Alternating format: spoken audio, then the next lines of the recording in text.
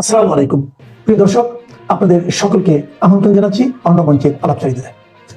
আজ আমাদের সঙ্গে আলোচনার জন্য অথবা আড্ডার জন্য অথবা আসলে আলাপচারিতার জন্যই আমাদের সঙ্গে আছেন সরকার সমর্থিত কিংস পার্টি এনসিপির ৫ নেতার কক্সবাজার সফর নিয়ে রহস্য আরো ঘনীভূত হচ্ছে। দলটির পক্ষ থেকে এর জন্য তাদেরকে কারণ দর্শাও নোটিশ দেওয়া হয়েছে, কিন্তু এই নোটিশ নিয়ে খোদ এনসিপির অভ্যন্তরেই দেখা দিয়েছে প্রশ্ন। অনেকে বলছেন এ ধরনের লোক দেখানো নোটিশ দিয়ে এনসিপি কি প্রমাণ করতে চাইলো, নাকি গত মার্চে সেনাপ্রধানের সাথে হাসনাত আব্দুল্লাহ ও সার্জিস আলমের বৈঠকের মতো আরো একটি গোপন বৈঠকের জন্যই নেতারা দলকে না জানিয়ে ওইখানে গিয়েছিলেন। বিশেষ করে দলের একেবারে শীর্ষ ৫ নেতা জুলাই আন্দোলনের বর্ষপূর্তির মতো গুরুত্বপূর্ণ দিনে কক্সবাজারে সমুদ্রের হাওয়া খেতে গিয়েছেন, সেটি মানতে পারছে না দলটির কেউই। উল্টো তারা কক্সবাজারে গিয়ে হোটেল পরিবর্তন করায় ওই ৫ নেতার গোপন মিশন নিয়ে সন্দেহ আরো বাড়ছে। একদিকে গণমাধ্যমের খবরে কক্সবাজারে মার্কিন সাবেক রাষ্ট্রদূত পিটার হাসের উপস্থিতি নিয়ে দেখা দিয়েছে সন্দেহ। বিশেষ করে সরকার একটি পক্ষ পিটার হাস আমেরিকাতে আছেন এমন তথ্য প্রতিষ্ঠার জন্য উঠে পড়ে লেগেছে। পিটার হাসের পুরাতন ছবি দিয়ে প্রচারের নামায় সেই ছবি নিয়ে খোদ সরকার পক্ষই পড়েছে বিপদে। বিস্তারিত জানতে চলুন যাওয়া যাক বিশ্লেষণ। জুলাই আন্দোলনের বর্ষপূর্তিতে জুলাই ঘোষণাপত্র পাঠের জন্য জমজমাট আয়োজন করতে অন্তর্বর্তী সরকার সর্বোচ্চ চেষ্টা করেছে। সরকার সমর্থিত কিংস পার্টির নেতাদের খুশি করতেই ছিল কোটি কোটি টাকার আয়োজন, কিন্তু সে আয়োজন শুরুর আগেই গণমাধ্যমের খবরে ৬ লাখ এনসিপির ৫ শীর্ষ নেতা কক্সবাজার গিয়েছেন। দলটির পক্ষ থেকেও দাবি করা হয়েছে তাদের এই সফর নিয়ে কেউই কিছু জানেন না। যখন দেশ জুড়ে সরকারি উদ্যোগে জুলাই আন্দোলনের প্রথম বর্ষপূর্তি পালিত হচ্ছে, ঠিক সেই দিনই এনসিপির ৫ কেন্দ্রীয় নেতার হঠাৎ কক্সবাজারে যাওয়াকে কেন্দ্র করে নানান আলোচনা ও কৌতূহল সৃষ্টি হয়। এই আলোচনায় ঘি ঢেলে দেয় কয়েকটি গণমাধ্যমের খবর। গণমাধ্যমের খবরে আসে তারা কক্সবাজারে বিমানবন্দর থেকে যান ইরানের সিপার রিসোর্ট অ্যান্ড স্পা হোটেলে। গণমাধ্যমগুলোর খবরে বলা হয় সেই হোটেলে আগে থেকে ছিলেন সাবেক মার্কিন রাষ্ট্রদূত পিটার হাস। গত সরকার আমল থেকে পিটার হাস রহস্যময় এক কূটনীতিক হিসেবে পরিচিত। গত বছর জুলাই আন্দোলন চলাকালে তিনি ২২ জুলাই হঠাৎ করেই বাংলাদেশ ছেড়ে চলে যান। ২৭ সেপ্টেম্বর যুক্তরাষ্ট্রের পররাষ্ট্র মন্ত্রণালয় থেকে অবসর নেন। এরপর যুক্তরাষ্ট্রের ১৫০ বছরের আইন ভঙ্গ করে ৩০ সেপ্টেম্বর পিটার হাস যোগ দেন যুক্তরাষ্ট্রের বেসরকারি জ্বালানি প্রতিষ্ঠান অ্যাক্সিলারেট এনার্জিতে। ফিরে আসেন বাংলাদেশে।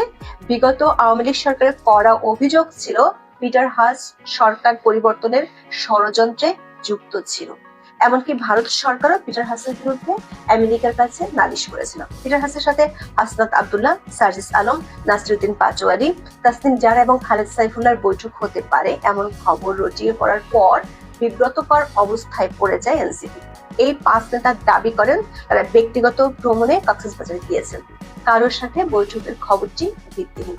কিন্তু দলের পক্ষ থেকে যখন দাবি করা হয় তাদের এই সফর নিয়ে দলের কেউ কিছুই জানে না, তখন বিব্রতকর পরিস্থিতি তৈরি হয়।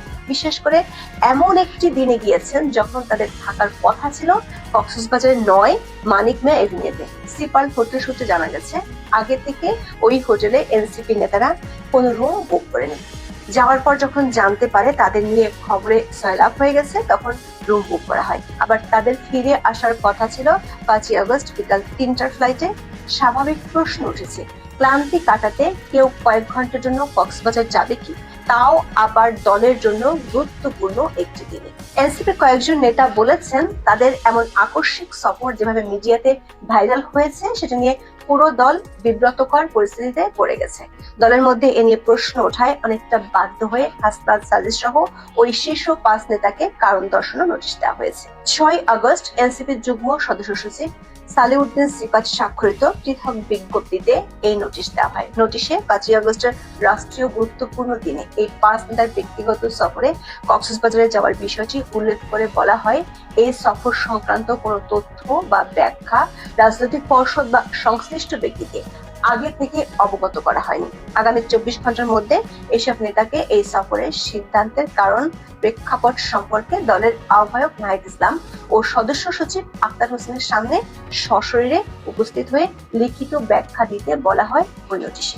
অবশ্য দলটির একাধিক নেতা মনে করেন এই শোকজ নোটিশ নিতান্তই লোক দেখানো। এর আগে কমপক্ষে 5 জন নেতার বিরুদ্ধে শোকজ নোটিশ দেওয়া হলেও ওইসব নোটিশ এবং নোটিশের জবাব হিমাগারেই পড়ে আছে।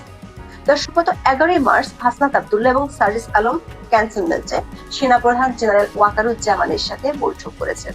ওই বৈঠকের পর হাসনাত আব্দুল্লাহ সেনাপ্রধান এবং সেনাবাহিনীর বিরুদ্ধে অবমাননাকর পোস্ট দেন নিজের ফেসবুক ওয়ালে। এটি নিয়ে দলের ভেতরে এবং সারা দেশে ব্যাপক হইচই পড়ে যায়। দলটির কয়েকজন নেতা মনে করেন এনসিপির শীর্ষ নেতারা প্রায়ই এই ধরনের গোপন মিটিং করেন। তাদের কক্সবাজারে যাওয়ার পেছনে এ ধরনের সন্দেহকে একেবারে উড়িয়ে দেওয়া যায় না। তারা বলছেন কক্সবাজারে গিয়ে তাদের কর্মকাণ্ড আরো সন্দেহ বাড়াচ্ছে। দল যেখানে তাদের শোকজ নোটিশ দিয়েছে, সেখানে সার্জিস আলম কক্সবাজারের সমুদ্র সৈকত থেকে এমন একটি ভিডিও বার্তা দিয়েছেন যেটি নতুন করে হাস্যরস তৈরি করেছে। 6 আগস্ট কক্সবাজার সমুদ্র সৈকতে দাঁড়িয়ে নিজের ভেরিফাইড ফেসবুক আইডি থেকে লাইভে বক্তব্য দেন সার্জিস আলম।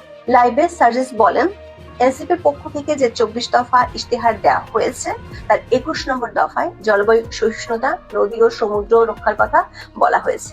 অনেকে তার এমন বক্তব্য শুনে সামাজিক মাধ্যমে কটাক্ষ করে বলেন, সমুদ্র সীমা রক্ষা করার জন্যই কি এনসিপি সদস্যরা কক্সবাজার গিয়েছেন? সূত্রগুলো বলছে, এনসিপির এই 5 নেতার ঢাকায় ফেরত আসার কথা ছিল 5 আগস্ট 3টার ফ্লাইটে, কিন্তু তারা ফেরত আসেনি। বরং 6 আগস্ট দুপুর 1টায় তারা হোটেল পরিবর্তন করেছেন।